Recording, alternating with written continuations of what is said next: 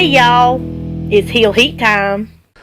Hi everybody and welcome to Heel Heat. My name is George Coles, and on this episode we're going to review AEW's Fight for the Fallen.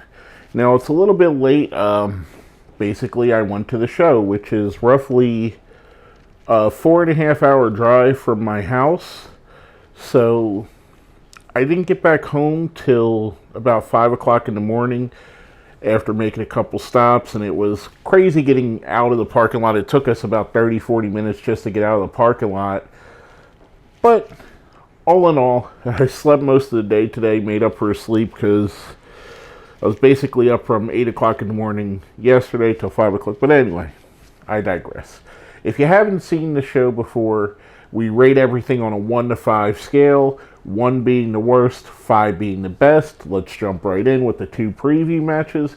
Now, again, I'm going to preface this with saying I didn't see the feed. I haven't watched the video yet, so I don't know what the commentary was like. I don't know what the presentation on TV was like, so there could have been stuff that I missed that was shown on TV. Promos, vignettes. They didn't show much of that in the stadium.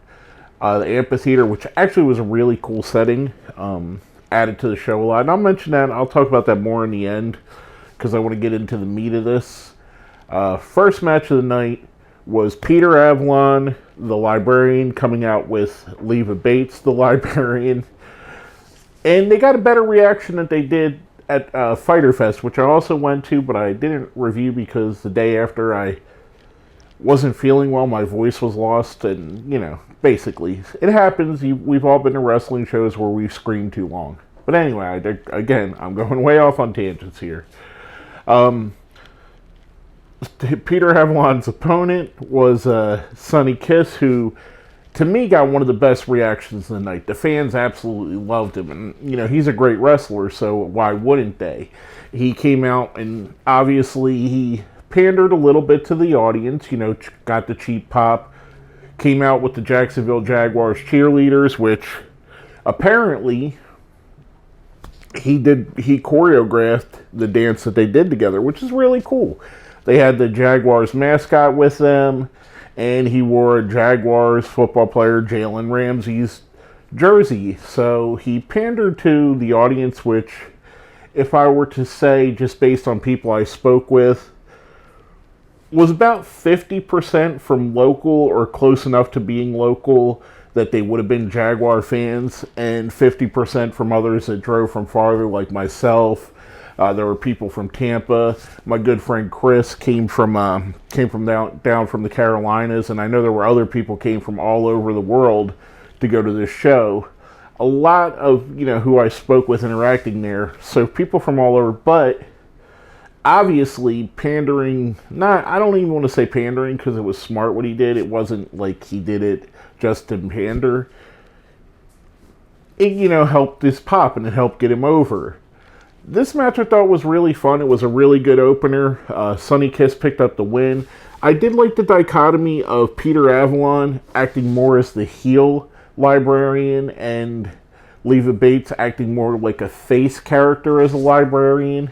So whenever they split the duo up, I think it's going to add to that. I like Peter Avalon's robe. I think it's awesome looking. But I think he could have been more in gimmick. When Leva came out, she totally, and could be because she's a cosplayer, she totally engulfed the Librarian gimmick. So, a little touch maybe. I thought this was a good match. It was a fun way to start the show. Again, Sonny Kiss picked up the win. I give the match a 3. I enjoyed it. I thought it was great to start off with. Next up, we have a tag team match, and I know I'm probably going to butcher at least one of these names. I've mentioned it before. I like Joshi wrestling. I don't see enough of it to be super familiar with the names of people. But what I do see is mostly in its native Japanese. So I don't know a lot of the names' pronunciations because I only see them in type what they actually are. So if I butcher their names, I do apologize. It's no disrespect meant. First off, we have a team of Bea Priestley. Bea Priestley, see I started already, and Shoko Nakajima versus Britt Baker, DDS, and Riho. I thought, if I'm going to be perfectly honest, this was my least favorite match of the night. There were a couple sloppy incidences in the show, and I don't know if it was maybe Britt and B being not fluent in Japanese and there being a language barrier. I know Britt Baker had a concussion at some point in the match, so I don't know how early on that went on. The famous botch that everybody's going to be talking about from this match, Britt Baker goes to the wrong corner for a tag. I don't know if it was a botch or so much she got confused or, just rolled in one direction and boom, there she was in the wrong corner. Maybe lost her bearing in the ring again. I don't know how early on she was concussed. It was rather hot during the day. Not so bad because it was at outdoor amphitheater, which was a really cool setting, which is shaded. I wasn't hot at all. I mean, it was warm. I was sweating mostly from waiting in the line to get into the show, but once you got in there, they had fans blowing.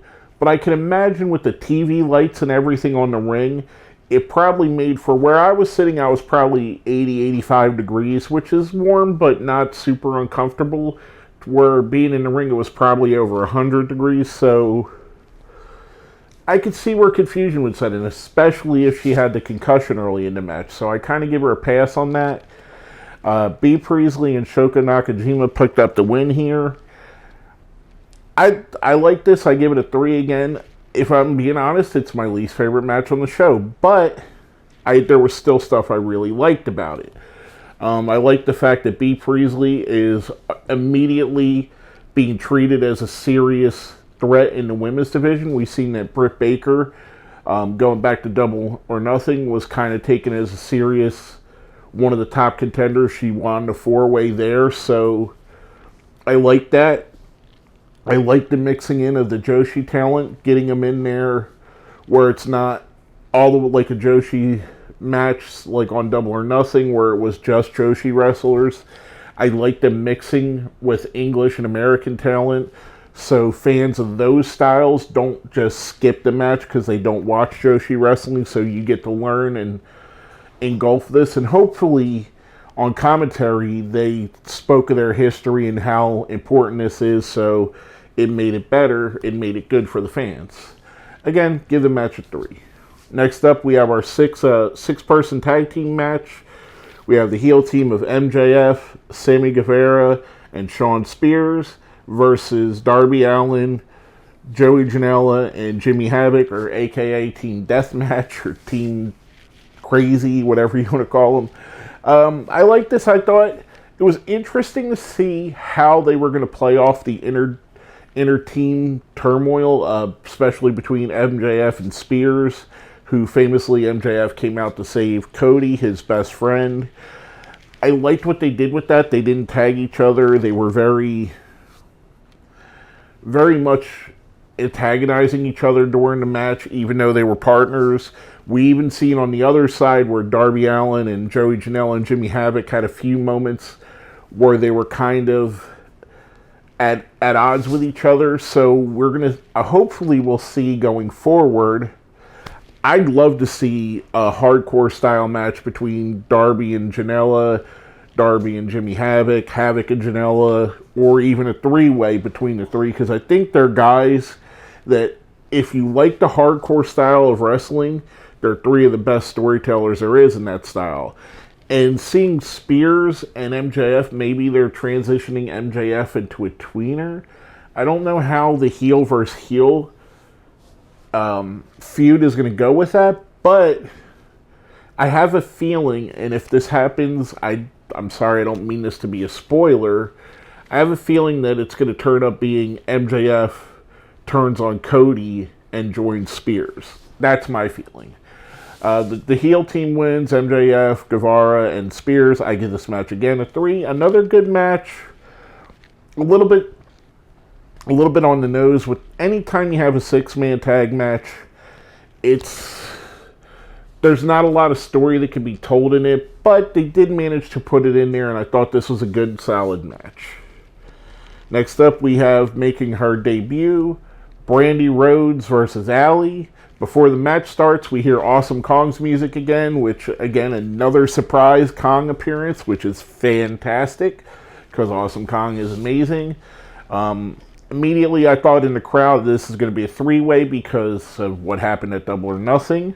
But no, Kong just came out to be kind of the enforcer for Brandi, kind of a Diesel for Shawn Michaels type role, which worked out really good. We got to see, after, if you've been following the Road to Fight or Fight for the Fallen, we got to see Brandi kind of went from being heel to a little sympathetic, saying about her nerves and how she feels about the show, and how she doesn't want to disappoint. So we got to see it twist back to maybe she was playing Allie to get in Allie's mind.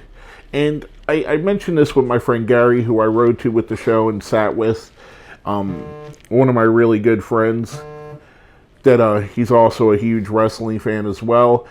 I mentioned to him that seeing this match and how Allie's booked, Allie, I love her, she's a great character, and Brandi is a really good wrestler. This was the one match that was kind of, how should I say, sports entertainment on the card. More of what you would expect to see on the competitor show.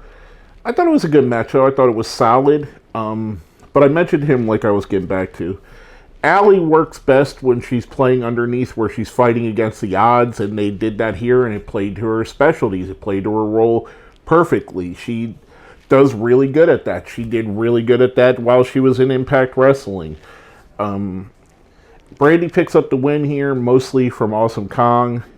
Kind of, I don't know if I would have went that way with how they went afterwards, how Kong came in, and basically they were both going to attack Allie, and then we hear, boom, more music hits, and a lot of fans weren't familiar with the song, but Awesome Kong knew what was happening because Aja Kong, her former tag team partner, and friggin' amazing legend, one of the most legendary Joshi wrestlers, legendary female wrestlers, legendary wrestler, period.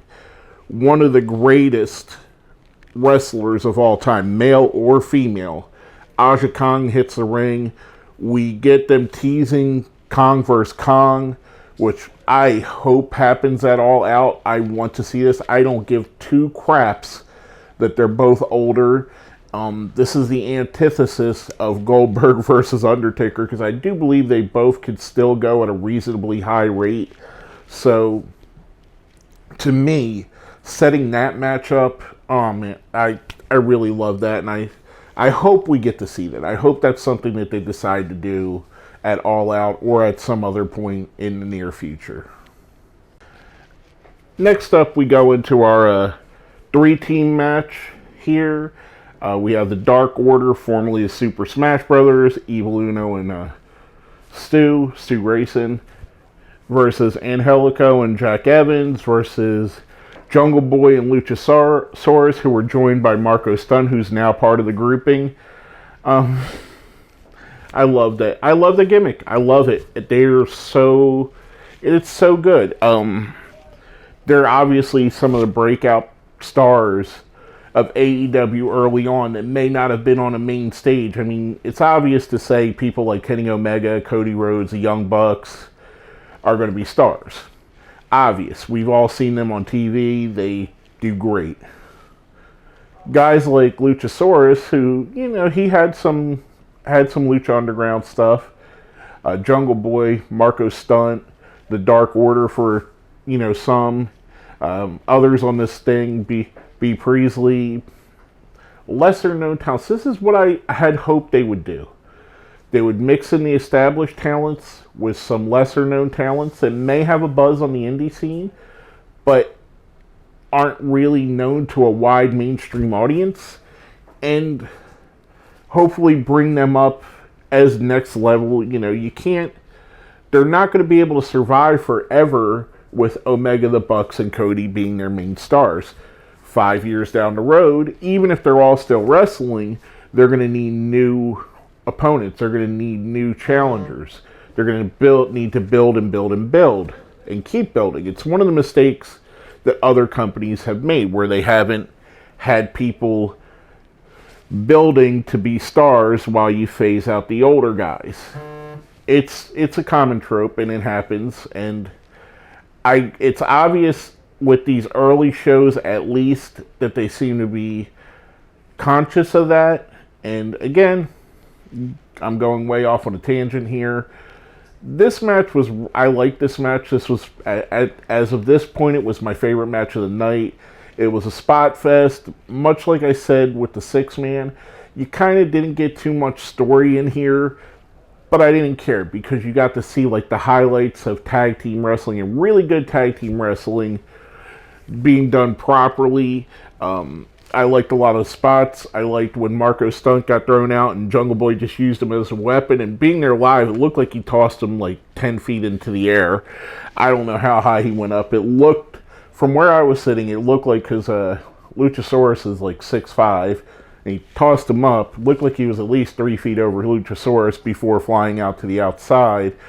So if that gives you perspective, when you've seen it on the video, that it may have looked what it looked like live, it was amazing to me. A lot of really good stuff back and forth here. The Dark Order picked up the win, which I kind of expected, because they've been building towards a Dark Order best friends feud, and this match had a stipulation that it all out. It's the extra convoluted stipulation.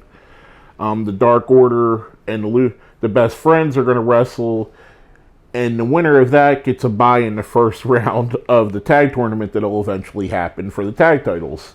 So you had to win 2 matches to get a bye in the first round. So 2 matches to skip 1 match.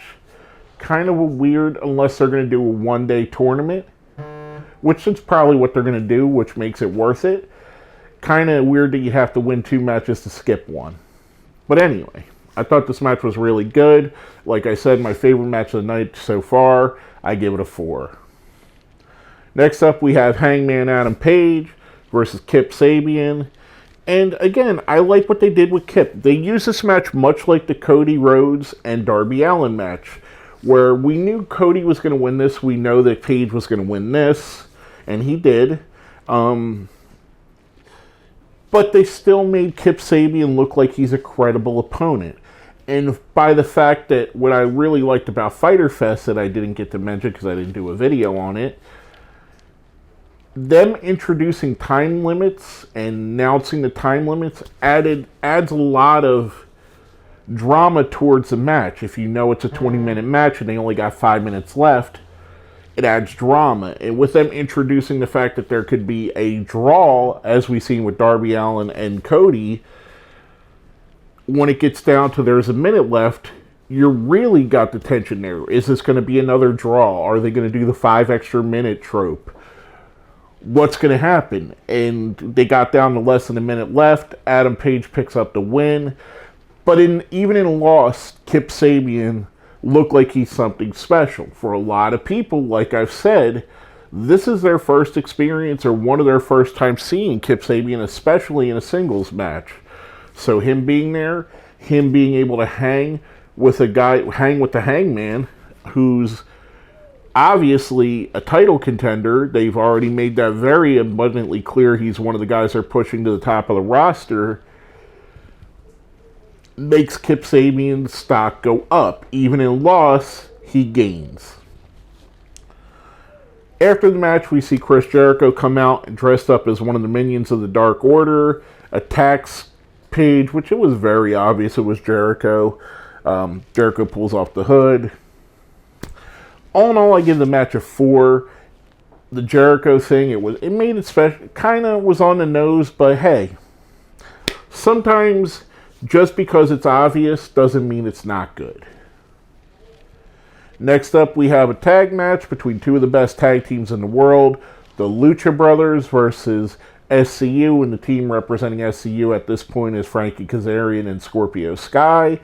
I thought this was a really good match. I thought it was a way to reintroduce to the fans how good SCU might be, because we may have gotten too used to seeing them in 6-man tags or seeing them being the other team in a match, where we don't really consider them. When people talk about it, they're not brought up. The Lucha Brothers are brought up. The Young Bucks are brought up as one of the best tag teams. The Revival, the Usos, LAX.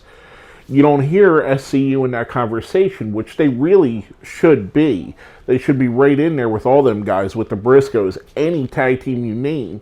They're just as good in any combination of the three, Kazarian and Daniels and Sky, Kazarian and Sky.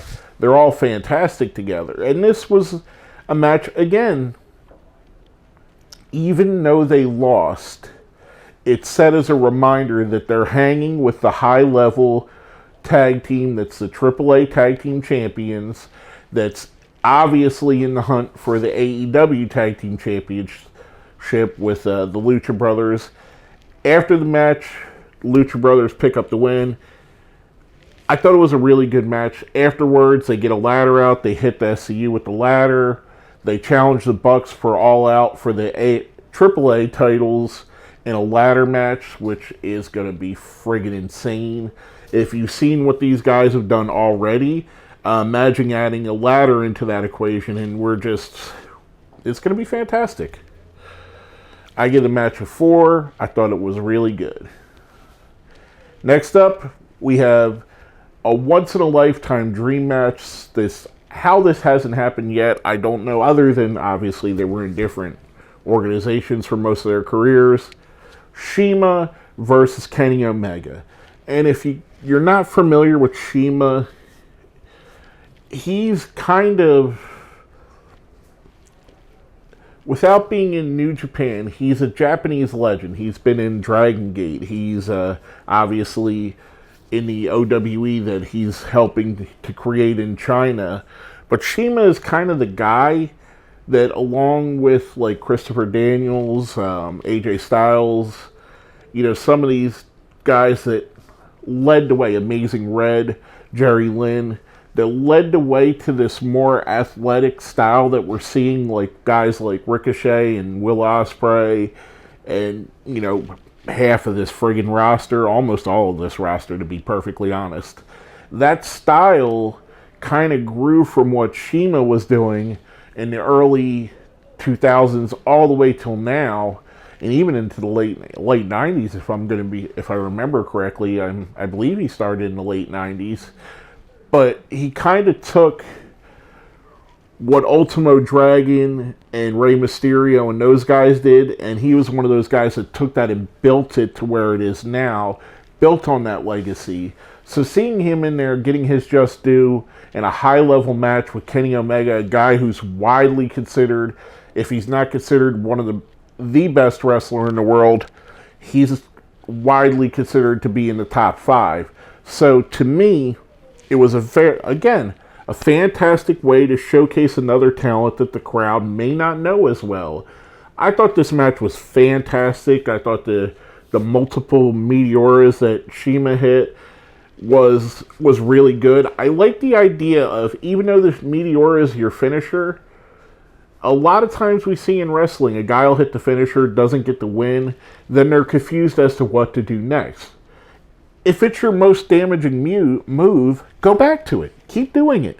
And that made sense here. It'd be like if you hit a pile driver and they kicked out. Well, pile drive them again, because you've already damaged that area. Damage it again. And we see that the damage had done to Shima. His knees started giving out late in the match, which is what gave Kenny Omega the advantage. It was a nice way to storytell. It was fantastic. I really enjoyed this, and there were a few times where I thought, wow, they're going to have Shima go over on Kenny Omega. Okay. I was getting behind that. I thought that's what was going to happen. And, of course, Kenny picked up the win, which is what most people expected. Again, just because it's what you expect doesn't mean it's a bad decision. Shima looked absolutely like he could be a contender for the World Championship. A great way to highlight a guy who paved the way for guys like Kenny Omega and the Young Bucks.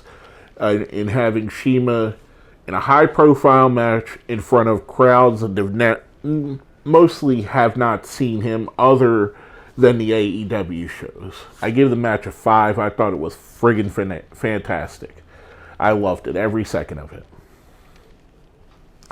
Next up, we have a promo from Chris Jericho, which was kind of interesting. It was right on the nose, classic heel promo, calling Jacksonville Jagorsville. It's Chris Jericho. He's one of the best talkers ever. He got the fans to boo him. In an era when nobody wants to really boo Chris Jericho, we love Chris Jericho. Everybody knows we're all inside baseball here. This is a smart Mark fan for a lack of a better terminology, but he still was able to get that response that he wanted. Fantastic promo from Jericho here. Give the promo a 5. And of course, we got the pull apart with him and Paige afterwards, which we get to see Jerry Lynn. Great thing. Jerry Lynn, love the guy. It was amazing. He's Jerry Lynn, of course. Who doesn't love him? Which brings us into our main event of the evening. The Young Bucks versus the Brothers Rhodes, or the Brotherhood as they were called here. Cody and Dustin.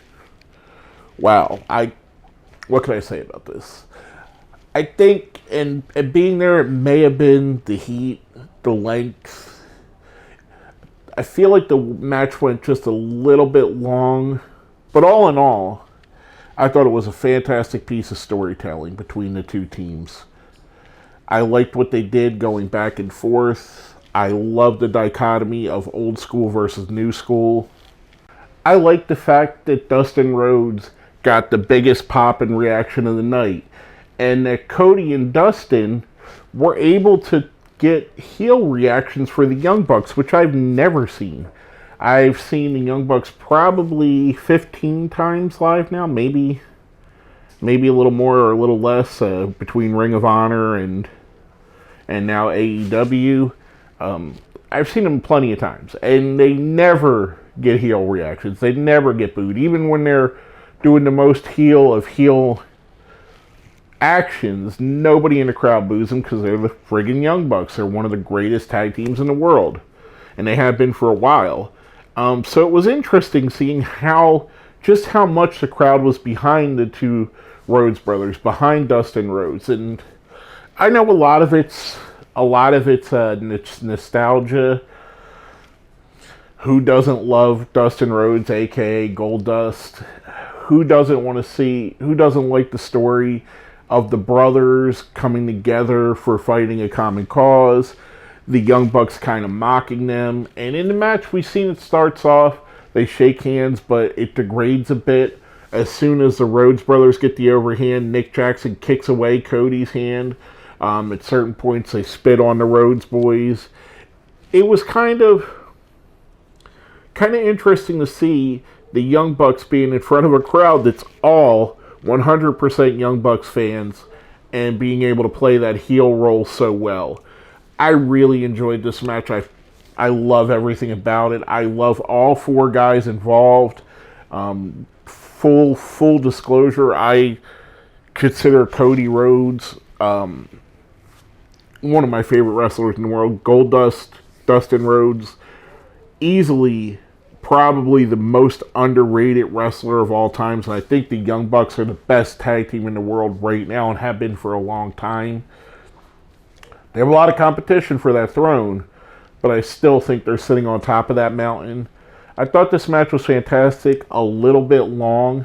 If I was to critique it at all, and I don't mean this because you're going to see when I rate it here in a second, it didn't take away from the overall enjoyment. But again, it was after driving for 4.5 hours, standing outside for an hour and a half to get in, getting in, and sitting in 80 to 85 degree temperature, which is hot still. Not overbearingly hot. There wasn't sun pouring down on me because it was well shaded. The air was circulated well, but it was still hot. So that could have played into my thinking here. And I didn't hydrate well. I had a soda on the way to the show, which I picked up when I gassed up my car. I had a drink when we stopped and got something to eat before the show. So 2 drinks. another soda, which, as you know, isn't very hydrating. We got to the show. I drank a Bud Light, which, hey, Bud Light, sponsor me. I'm just mentioning your name here, which is kind of interesting. I'm not really a big beer drinker. I do like beer.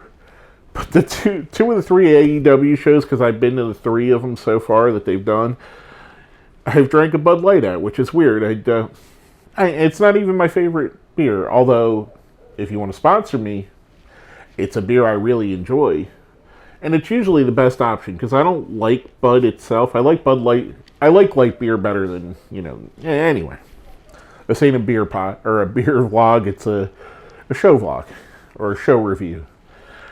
Anywho, so that's all I had to drink. So again, could have all been part of that. Could have been a part of why I felt like it was a little long. The match was fantastic. The Young Bucks pick up the win. I give the match a 5. And little things, little subtleties in there. Cody meeting his brother and then Cody being the one that gets pinned. Obviously, showing why he needed his brother. Because his brother is the stronger of the two. A lot of little subtleties there. They had it afterwards. They did a kind of reconciliation, which seemed to get cut short. Music hit, and then, half the roster came out. Brandi Rhodes, Luchasaurus, Omega, Jungle Boy, and Shad Khan, the owner of the Jaguars, who's the money man behind this, him and his son Tony Khan, came out to do the check presentation because this all went to charity. They didn't make any money off of this show. All the proceeds went to charity, so they had a check for $150,000. That's amazing. And from an interview I seen with Cody Rhodes earlier today, that Chris Van Vliet did, he's a great interviewer, by the way. I wish I was as good at conveying what he conveys in his interviews. I know I'm not that talented, and it's obvious by how many people subscribe to both of us. But anywho, I digress. We know that that's not the final number. That's just what they had as of yesterday. They're going to do some auctions and everything, so keep your eyes out for that. They're going to, he mentioned, Young Bucks were going to auction off the gear they wore, and Moxley was going to auction off his vest from Double or Nothing. Amazing pieces of wrestling memorabilia, especially for who's putting it out. And I'm sure there'll be other things on that are, easily or attainable, because most of us can't afford to buy a pair of Young Bucks trunks or Moxley vest. That's going to go crazy. That's going to be upwards $500, $600, $700 at the very least. So hopefully they do some other things like, selling autographs or, stuff like that, or maybe make a shirt or whatever, which will be more palatable for a lot of other people. I digress again. I'm going off on another tangent. Again, I gave the match a 5. I thought it was really, really good. I do kind of feel like maybe something was going to happen in that promo. Maybe we get a full heel turn from the Young Bucks, and maybe they'll save that for being the Elite. I don't know. I don't know where it was going. Maybe it just felt like the full reconciliation wasn't all the way through yet, so that could be why it felt incomplete. But we'll see. We'll have to see going forward, which is one of the main things you want to do with a wrestling show. You want us to see what happens next. We've got the ground laid for a lot of things. The Young Bucks and Lucha Brothers ladder match. Jericho and Adam Page, which has become way more personal. B. Priestley has obviously staked her claim to be one of the big talents in the women's division. Britt Baker obviously already is one of those. Aja Kong versus Awesome Kong, which, again, wow. That is amazing that's going to happen, period. I think that's fantastic. The Dark Order and Best Friends setting up for a match with each other. The continued evolution of guys like Darby Allin, guys like Kip Sabian, seeing how they could go from where they are now to being top talents. Luchasaurus and Jungle Boy. Are they going to continue to be a tag team? Are they going to wrestle singles and just be affiliated with each other? A whole bunch of things that could go by. that intrigue me to keep watching the product, which is what you ultimately want. Was it a perfect show? No, it wasn't. Was it the best show I've ever seen? No. I don't think it was as good as Double or Nothing, but I think it was better than Fyter Fest. Overall, I give the show a 4 out of 5. Again, it was a very good show. It was well worth my trip, well worth the money I spent, well worth the investment I have into this product. I thought it was really, really good. I liked a lot of things. Oh, one thing I forgot to mention. There was a moment in Kip Sabian and Adam Page's match, and I've seen this guy.